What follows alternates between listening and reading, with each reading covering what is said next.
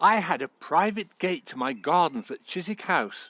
I didn't know a lot about horticulture then, yet I knew I preferred the company of plants to people. My men would be bustling round, or if not, soon were when they spotted me. One young lad stood out somehow, so engrossed he didn't notice me. What's your name? Paxton, sir. Sorry, sir. Where do you learn so much about horticulture? Oh, my father was a gardener in Bedfordshire, sir, and I've worked on the Battleston and Woodhall estates. I love it, sir. I began to search the world for new and exciting plants. One day we brought in an aspidistra from China. I noticed young Paxton's sheer joy. Let's think, it would be 1826, and the gardens of my home in Chatsworth were, I have to say, sadly neglected. I needed a good garden superintendent, and I decided to give Paxton the opportunity of his life. I offered him a salary of £65 per year and a cottage. He eagerly accepted. The morning I first met my dear Joseph, he had left London on the Comet coach, taking many hours to reach Chesterfield, arriving at 4:30 in the morning. He'd walked the 12 miles to Chatsworth, carrying everything he owned, climbed the gate, scaled the wall, set his under-gardeners to work, understood the waterworks and ate breakfast at my aunt's house, where he met me.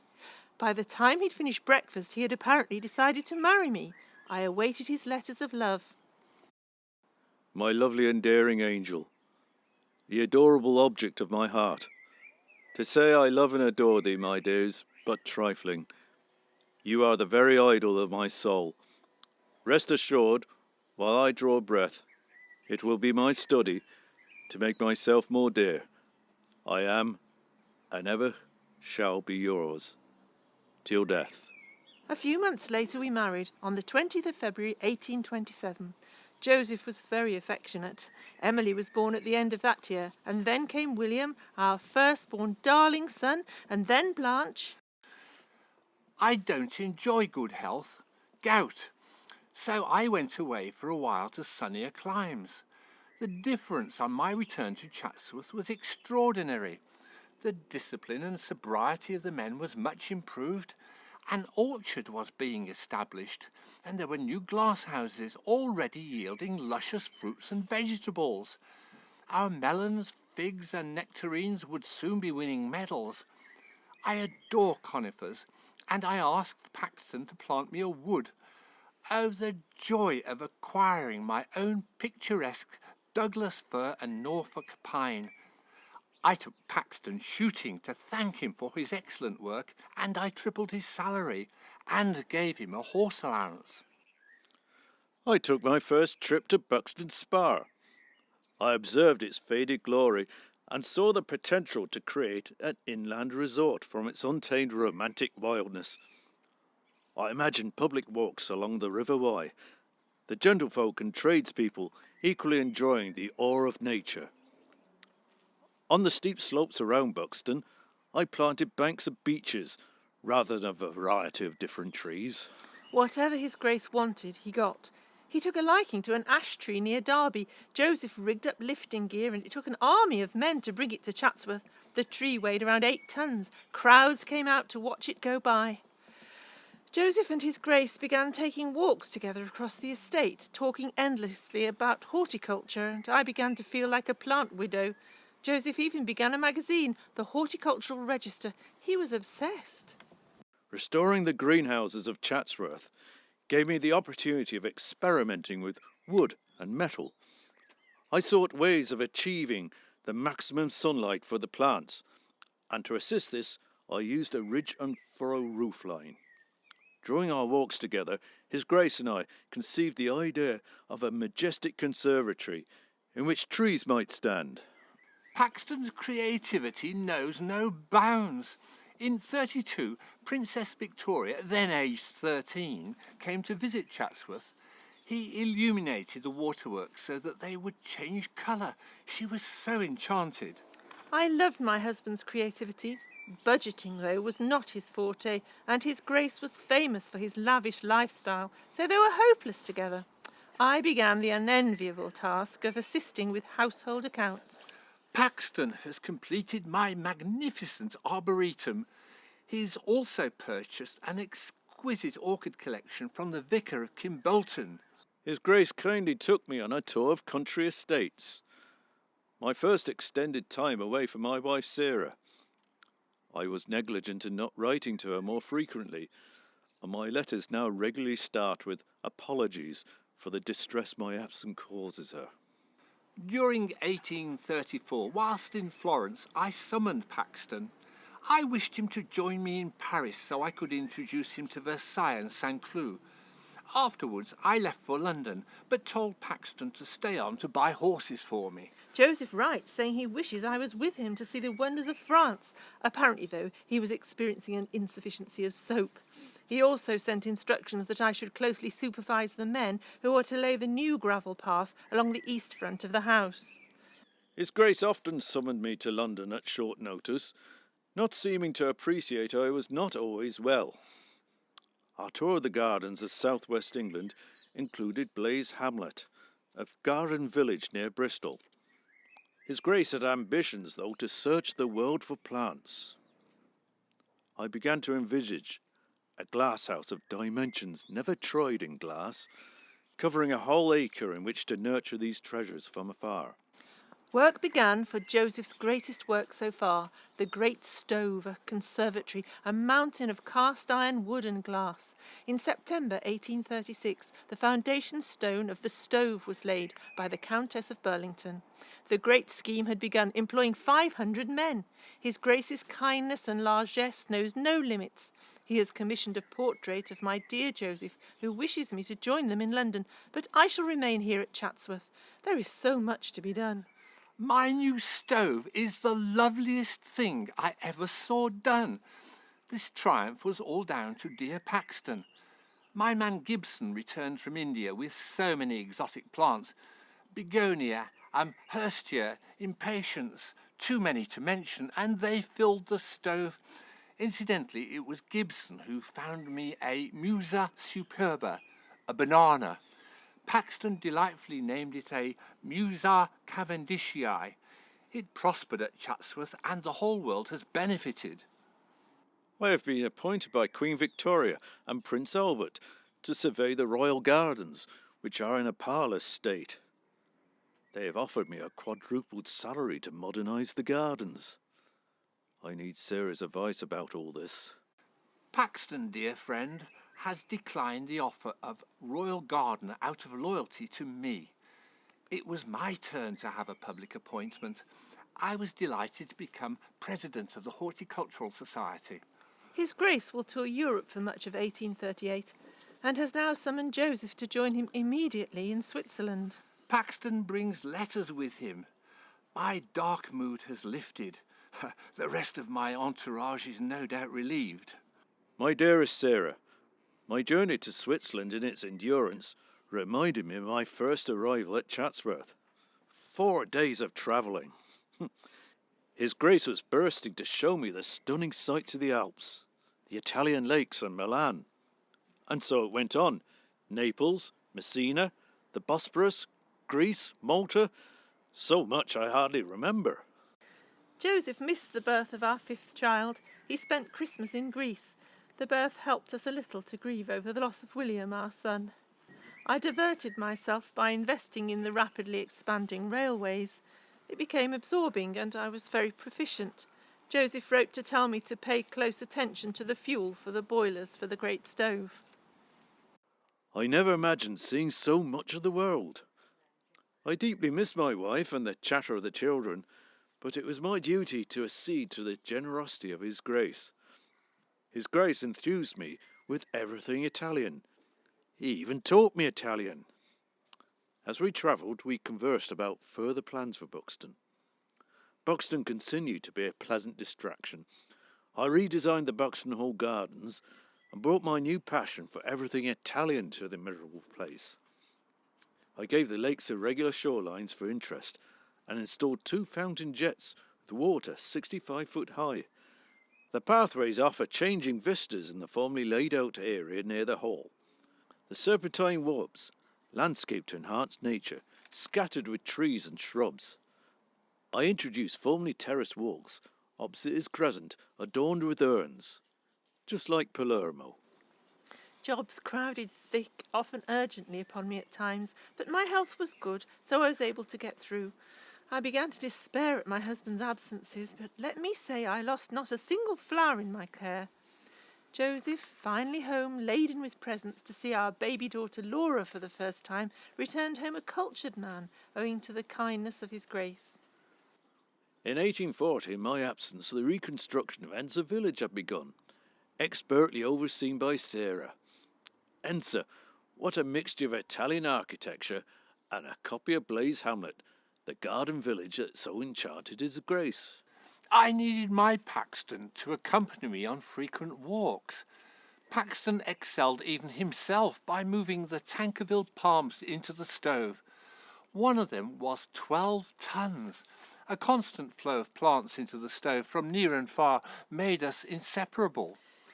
His Grace next smuggled Joseph away to his Irish seat, Lismore Castle. I wrote daily. I assumed Joseph would come straight home from Ireland, but his Grace whisked him off to Paris again. My wife, I know, wished me to be at Chatsworth, but I've been thinking of designing publicly owned urban parks. My opportunity came in Birkenhead Park. There are gas and water companies. Why should people not take shares in a garden company too? But Chatsworth was my immediate priority because at very short notice Her Majesty notified the Duke that she would stay at Chatsworth. I was away when I heard, but I intended to exceed her memories of her visit as a princess. I received anxious instructions from Joseph, hundreds of lamps to be ordered, gallons of beer, champagne, etc. At least Joseph was hastening back from London. We had the Bengal lights once again, and fireworks. What a mess was made, but all cleared up overnight. I don't know how Paxton organised this thing so effortlessly. Her Majesty's visit was another triumph. Then I heard my great friend Tsar Nicholas was to visit England, and I was sure that Paxton would excel once more. His Grace was impressed by the fountain at Peterhof, and so we conceived the idea of a similar fountain for the Emperor to see at Chatsworth. The fountain required the construction of a reservoir 350 feet up to feed it. My men worked 24 hours a day to dig out 100,000 cubic yards of soil. Joseph's priority at the time had been a gargantuan rockery, but as usual, when His Grace and Joseph were together, it had to be something unprecedented. The grandest rock was 45 feet high. In 1852, our sixth child Annie was born, and we were having a family home built at Chatsworth, Barbrook House. Perhaps life ahead would be more settled, and Joseph would not travel so. Perusing the accounts, I found matters to be in a poor state. Joseph looked more deeply with his Grace and found over half his income was now being paid on his debts. My husband persuaded his Grace that he could manage without his lands at Londesborough and Baldersby. Henceforth the Duke consulted Joseph on all matters, no matter how trivial, which became a great burden. Joseph was spending ever more time away. I could not have managed without the help of my dear Sarah, who effectively ran Chatsworth during my frequent absences. She was strong, and would stand no nonsense from the men, who all respected her. Whilst in Europe with his Grace, a delayed letter informed me that my father-in-law had died of cholera. Alarmingly, Sarah herself had contracted the disease, and was very unwell. It took a lifetime to return to England, where I found her weak. I realised that I too was ill, with rheumatic pains, and we were both confined to bed, and we had no idea what to do with our son George. We had both received a health warning, but Joseph was soon overworking again, dealing with anything from potential dangers from Chartists to resolving an undelivered supply of billiard balls to the Duke's house at Brighton. My beautiful white Victoria Amazonica lily also, it seems, has extraordinary weight-bearing qualities. Paxton's daughter Annie stood on it quite safely. Now there was talk of holding a great exhibition in London. I thought Paxton would be unable to resist submitting an idea for the building. I was in a meeting. I hardly recall what it was about, a trivial matter, and I absent-mindedly sketched an idea on some blotting paper. I later looked again and thought of the weight-bearing qualities of that lily. I knew I could do this. Once again I was working night and day to submit a plan in time for consideration. Why is it always like this? His work will eventually kill him. Who would have thought a building covering 20 acres could be constructed without mortar, stone or brick? Paxton's design was naturally the best and was accepted by the committee. We had the bells ringing out at Chatsworth. That fellow Gerard called Paxton's grand design a crystal palace. Some said it would blow down. It did not, and 6 million attended the great exhibition. Flags from all the nations adorned the top as they were brought together in friendship. The exhibition was a brand new idea, with coffee shops for women allowed as part of a shopping excursion for the first time. It was Prince Albert's Peace Festival. Joseph's knighthood swiftly followed. It was fully deserved, and imagine I will henceforth be Lady Sarah. But my husband is lost to me. Our beautiful home, Barbrook House at Chatsworth, is not our family home. Joseph is preoccupied moving the Crystal Palace from Hyde Park to Sydenham and has built a house nearby called Rock Hills. The Duke and servants arrive unannounced at Rock Hills. Joseph has to arrange all necessary hospitality. I hate Sydenham. I'll send Annie.